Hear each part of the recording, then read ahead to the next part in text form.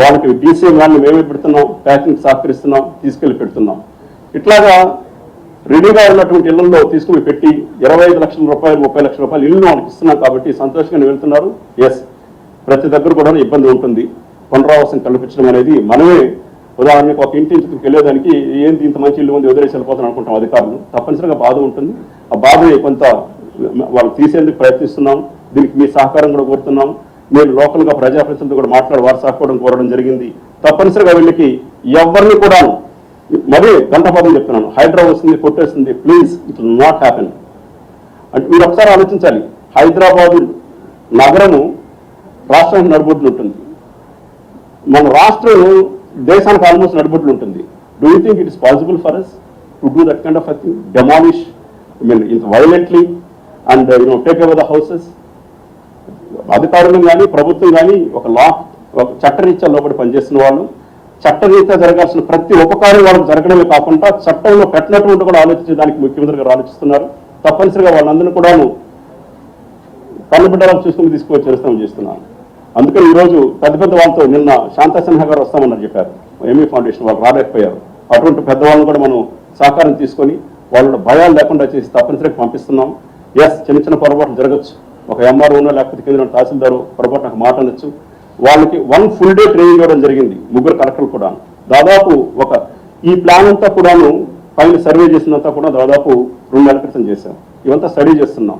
ఇంటింటికి వెళ్ళి చెప్తున్నారు, ఎవరిని కూడా బలవంతంగా పంపించట్లేదు, ఎవరిని కొట్టట్లేదు, ఎవరిని తోసేయట్లేదు, ఎవరి ఇల్లు పడగొట్టట్లేదు. జరగదు. అది ప్రజలందరినీ సురక్షితంగా సంతోషంగా తీసుకుని ఇంట్లో ఉంచుతాం. బట్ ఎస్, మారినప్పుడు కొంచెం ఇబ్బందులు ఉంటాయి. దానికి సంబంధించి కూడాను వివిధ శాఖల అధికారులు ఇంకోటి కూడా ప్లాన్ చేస్తున్నాం. ఉన్నవాళ్ళు ఎదురు ముస్లిం సోదరులు కావచ్చు, బీసీ వెల్ఫేర్ సోదరులు కావచ్చు, లేకపోతే షెడ్యూల్ కాస్ట్ షెడ్యూల్ ట్రైబ్స్ కావచ్చు, అందరూ పేదవాళ్ళే ఉన్నారు అక్కడ. ఈ కార్పొరేషన్స్ ఉన్నాయి మనకు, ఆ కార్పొరేషన్స్తో కూడా ముఖ్యమంత్రి గారితో మాట్లాడాము. వారి నుంచి కూడా ఏదైనా సహాయ సహకారాలు అందించగలిగితే, ఏదైనా స్కీమ్లు ఇవ్వగలిగితే అవి తీసుకెళ్తాం. ఈ హెల్ప్ డెస్క్ దగ్గర ఈ రోజు ఉదయం ఇంకొక డెసిషన్ తీసుకోవడం జరిగింది. రేషన్ కార్డు కావచ్చు, ఆధార్ కార్డు కావచ్చు, గ్యాస్ కనెక్షన్ కావచ్చు, వాటికి కూడాను తప్పనిసరిగా సదుపాయాలు కల్పించి, ఎందుకంటే 3 కలెక్టర్లు ఉన్నారు, వాళ్ళు ఈ పనులు చేసేంత కూడా. వాళ్ళ దగ్గర ఈడీఎస్సీ కార్పొరేషన్, వాళ్ళ దగ్గర బీసీ కార్పొరేషన్, వాళ్ళ దగ్గర మైనారిటీ కార్పొరేషన్, వాళ్ళతో మీటింగ్ పెట్టుకున్నాము. వాళ్ళందరూ కూడాను షిఫ్ట్ చేసిన తర్వాత ఏదైనా బెనిఫిట్స్ వీళ్ళకి ఇవ్వగలిగితే ఆ కార్పొరేషన్ నుంచి ఎలిజిబిలిటీ ఉంటే తప్పనిసరిగా తీస్తామని చెప్పేసి మీకు అందరికీ తెలియజేసుకుంటున్నాను. ఇది చెప్పుకుంటూ చివరిగా నేను ఒక విషయం చెప్పాలనుకుంటున్నాను మీకు అందరికీ కూడా. By not a single person will be forcibly evicted. This is one thing Honorable CM told us very, very clearly. ఇది కూడా మీకు అందరికీ చెప్తున్నాను నేను.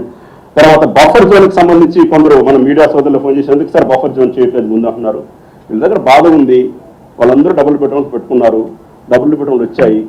నిన్న 2 రోజుల క్రితం సర్వే చేసినప్పుడు హైదరాబాద్ కలెక్టర్ 576 ఇళ్ళు సర్వే 974 ఇళ్ళు ఒకరోజు సర్వే జరిగింది. ఆ 974 ఇళ్లలో 576 ఇళ్ళకి మార్కింగ్ చేశాం. మార్కింగ్ ఎందుకని అడుగుతారు, మార్కింగ్ చేయకపోతే వాళ్ళకి తెలిసేది ఎట్లా మూవ్ చేయాల్సిన అవసరం వస్తుందనేసి 572 ఇండ్లలో 406 ఇండ్లు, అంటే almost 90% people or 80% people they are willing to go. పేదవాళ్ళు చిన్న చిన్న గుడిసెలు వేసుకొని, షాక్స్ వేసుకొని, వర్షం వచ్చినప్పుడు మన మూసిలో నీళ్లు వదిలాము, అప్పుడంతా బయట పోవాలి, వాళ్ళు రావాలి. ఇదేం వాళ్ళకి సంతోషంగా లేదు, ఎవరికి సంతోషంగా ఉండదు. వాళ్ళు ప్రదేశాలు మురికి కోపాలు, వాళ్ళు పోయేదానికి సిద్ధంగా ఉన్నారు. దానికి సంబంధించిన అన్ని చర్యలు తీసుకుంటున్నాము. ఇప్పుడు మాతో పనిచేసిన సిబ్బంది అందరూ కూడాను కాన్షియస్గా పనిచేసేటువంటి సిబ్బంది. మున్సిపల్ అడ్మినిస్ట్రేషన్ శాఖలో ముఖ్యమంత్రిగా తీసుకున్న ప్రతి అధికారి కూడాను మంచి అధికారులను చూసి ఎనర్జెటిక్ ఆప్షన్ తీసుకోవడం జరిగింది. వాళ్ళందరూ పనిచేస్తున్నారు. ఈ బఫర్కి సంబంధించి కూడాను గంటపాలుగా చెప్తున్నాం. వాళ్ళకి మన ల్యాండ్ అక్విజిషన్ రిహాబిలిటేషన్ యాక్ట్ ఒకటి ఉంది.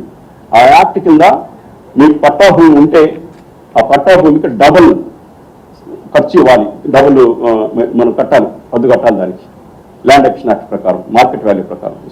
రెండోది వచ్చేసేసి మీకు ఒక ఇల్లు కట్టుకుని ఉంటే, ఇంకేదైనా స్ట్రక్చర్ ఉంటే బఫర్ జోన్లో ఉండి మీకు పట్టా ఉంటే అక్కడ దానికి సంబంధించి డబుల్ స్ట్రక్చర్ వాల్యూ పే చేయించాలి. దానికి టీలు తయారు